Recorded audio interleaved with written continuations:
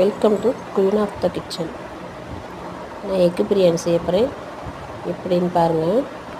முதல் எக்கு எடுத்து வேக வச்சு குக்கரில் ஒரு சைடு எடுத்து வச்சுக்கணும். அதுக்கப்புறம் ஒரு சட்டியை வச்சு அது மேலே ஆயில் எடுத்து ஆயிலுக்கு அப்புறம் பட்டை, கிராம்பு, லவங்கம் மூணையும் போட்டு கட் பண்ண வெங்காயம், கட் பண்ண தக்காளி அதையும் போட்டு ஆட் பண்ணி, அப்புறம் தக்காளி வெங்காயத்தை அதையும் அரைச்சி ஆட் பண்ணணும். புதினா, மல்லித்தழை, பச்சை மிளகாய், தயிர் இது மூணையும் ஆட் பண்ணணும். ஆட் பண்ணிவிட்டு அப்புறம் கிளறணும்.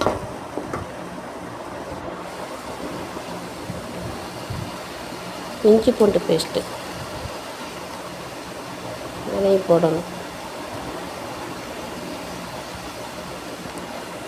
போட்டு ஆட் பண்ணணும். இது கரம் மசாலா உங்களுக்கு தேவைன்னா போட்டுருங்க, தேவையில்லாட்டி விட்டுருங்க. இந்த ஆப்ஷன் தான். இது மல்லித்தூள் 1 ஸ்பூன் போடணும்.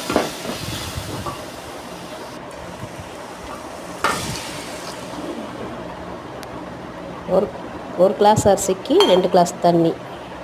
மொத்தம் நான் 2 கிளாஸ் அரிசி 4 கிளாஸ் தண்ணி ஊற்றிருக்கேன்.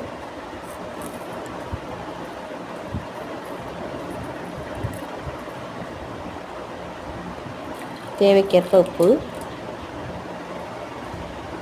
நல்லா கொதிச்சு ஊட்டி, நான் ஜீரக சம்பா அரிசி போட்டு வைக்கேன்.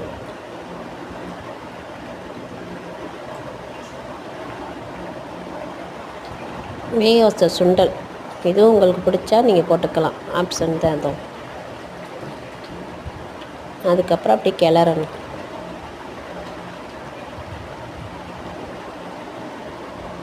ரொம்ப கிளறக்கூடாது. கிளறுனா அப்புறம் அரிசி உடஞ்சிரும்.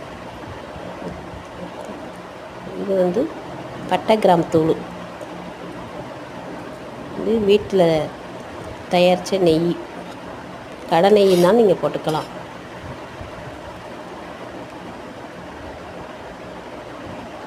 போட்டு கிளறிட்டு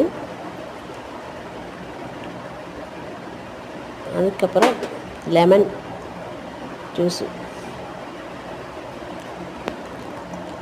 ஊற்றினதுக்கப்புறம் வேக வச்ச முட்டை எக்கை கட் பண்ணி அது மேலே போடணும் தான்.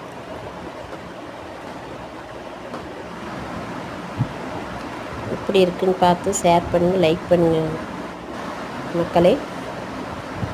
தேங்க்யூ. ஓகே.